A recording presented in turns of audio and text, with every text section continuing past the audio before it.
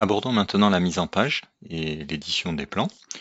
Là, nous allons nous servir de ce plan simple, qui permettra néanmoins de faire quelques réglages. Comme évoqué en tout début de formation, nous avons pour chaque fichier un onglet modèle, dans celui-ci que nous avons travaillé jusqu'à maintenant. Nous avons dessiné toutes nos entités. Et nous avons également des onglets qui correspondent à des feuilles. Par défaut, il y en a deux. Ici, comme vous pouvez le voir, il s'agit bien d'une feuille de papier avec des dimensions bien précises. On n'est plus dans un espace de dessin infini, mais on vient bien ici mettre en page. Alors, plusieurs façons de gérer. Vous avez un onglet qui s'appelle Feuilles, qui tient certains outils pour créer des feuilles ou pour gérer à l'intérieur de la feuille des fenêtres qui nous permettront de voir ce qu'il y a dans l'espace modèle. Ici, vous pouvez juste créer de nouvelles feuilles. On va déjà se concentrer sur celle-ci puisqu'elle existe.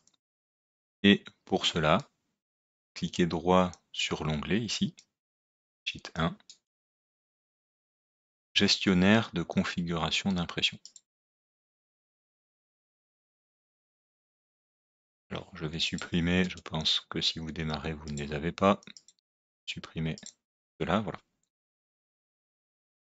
Et je vais créer, ici, modifier celle-ci. Alors, on va en créer une, nouveau.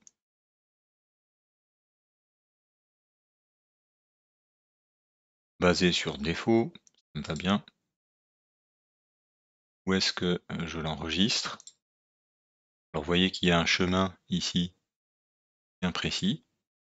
C'est pour cela que vous pouvez retrouver configurations qui sont déjà enregistrées, un fichier de type CFG. Je vais l'enregistrer ici et écraser ici puisque je vais aussi l'appeler A3 paysage. Oui, je le remplace. OK.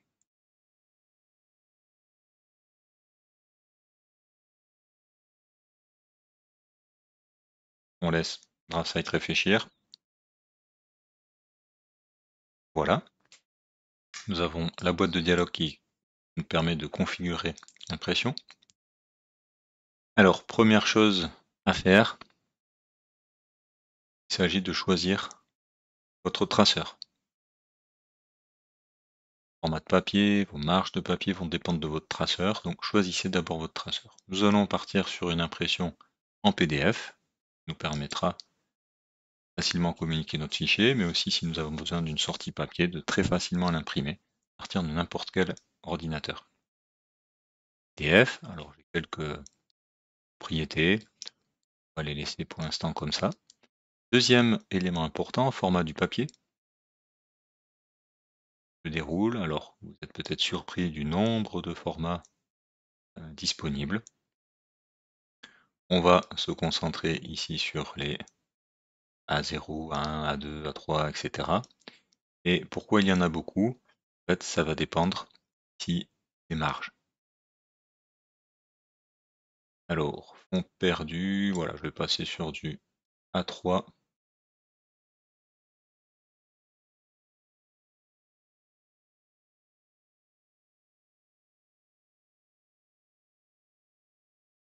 Ou ISO A3 allongé. J'ai des marges, voilà, j'ai un petit aperçu. Allez, dans mon cas, je vais enlever les marges. Voilà, vous voyez le pointillé ici. Tenez compte de ça, ça peut jouer hein, si vous évidemment ne dépassez pas ensuite dans votre mise en page les marges. Tenez compte de ces marges-là. Dans mon cas, je vais me créer moi-même un cadre qui délimitera mon papier et je laisserai tout à l'intérieur. Donc ça me va bien. Ici l'orientation, portrait ou paysage. Impeccable. Puisque je vais tout paramétrer dans ma vue, je vais bien imprimer ensuite la feuille. Je pourrais imprimer juste une partie, mais ici je vais bien imprimer ma feuille complète. Ensuite, vous avez la partie échelle. Dans la méthode que nous allons utiliser, nous n'allons pas modifier l'échelle, puisque nous allons la gérer à partir d'une fenêtre de présentation. Et si nous modifions ici l'échelle, cette échelle va se cumuler à l'échelle de notre fenêtre de présentation. Donc, je laisse un pour un. Pas de décalage. Très bien. On reviendra ici sur les styles d'impression un petit peu après.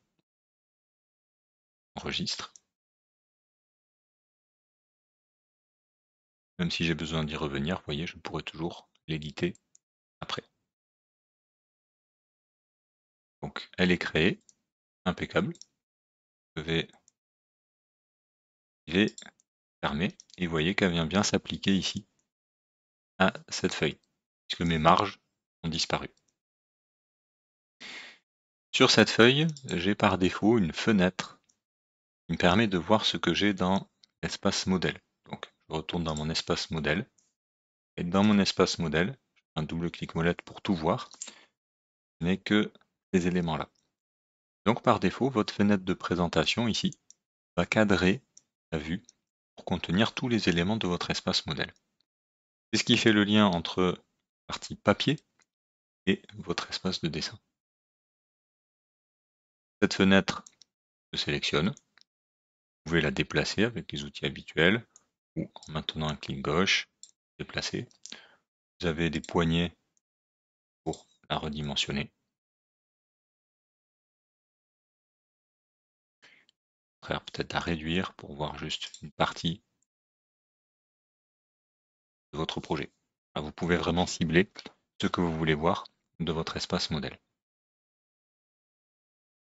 Pour l'instant, je vais la supprimer pour la recréer tout à l'heure et on va se concentrer sur cette feuille de papier.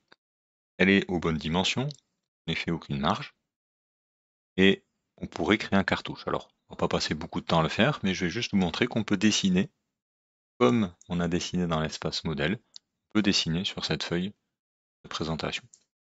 J'ai toujours accès accueil à mes outils de dessin. Je peux par exemple créer un rectangle. Alors, au niveau de mes calques ici, alors sur le calque 0, je pourrais créer un calque propre aux cartouches, mais simplicité, utiliser le calque 0. Et je vais faire un rectangle. Je vais me laisser une marge de 10 mm. En millimètres ici, sur la feuille de papier, donc 10,10. Et c'est du A3, donc 420 par 297. Je vais enlever ces 10 de chaque côté, donc 400,177. Et voilà, je me suis créé un cadre. Ça, visuellement, je vois bien ce que je ne dois pas dépasser pour être sûr d'avoir des marges. Je peux ensuite venir dessiner un cartouche. Alors, comme je vous l'ai dit, on va faire très simple. Et je vais prendre une petite ligne, par exemple. CTRL, clic droit, depuis.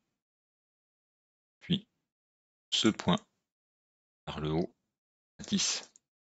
Entrée. Et ma ligne. J'active la commande décaler. 10. Valide. Ligne. Je vais préparer quelques séparations pour mettre par exemple un logo, on verra après, et puis quelques textes. Alors clic droit, plus proche, peu importe. Ici, ligne de séparation. Je vais copier, c'est O, copie, clic. Allez, une zone pour le titre projet et dessin, zone pour dessinateur et vérification, et puis ça suffira, à moins que je puisse avoir échelle, date. Allez, je me fais plusieurs zones, on affinera si besoin après. Je vais rajouter texte. Alors je peux l'avoir ici, sinon dans annoter, texte. Note simple, ça suffira. Allez, je vais cliquer ici, mettre une hauteur de premier de 5, 0 pour l'angle et on va appeler le projet formation Draft site. Je vais copier ce texte. Et je valide mon premier point et je vais l'amener à ces différents croisements.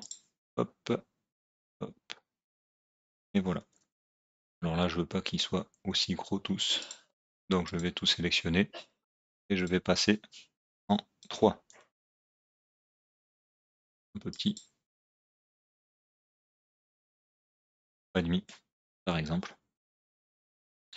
Très bien, ici j'aurai mon nom du plan. Ici, le numéro plan. Donc je clique à chaque fois pour modifier. Dessiné par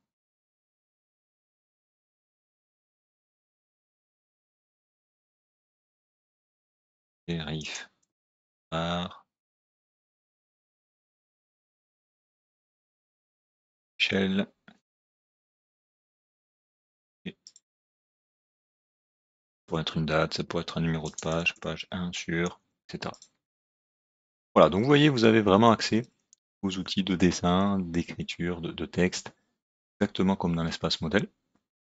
Alors, on va mettre ça un petit peu plus propre. Je sélectionne ici mes éléments. Je vais déplacer. Je fais à l'œil, on pourrait être plus précis, mais voilà, ça me va bien. Allez, je suis un petit peu bas. Voilà, allez, c'est à peu près bon. Impeccable. Celui-ci, par contre, je vais être précis. Ça va nous permettre de faire une petite révision sur l'accroche-objet.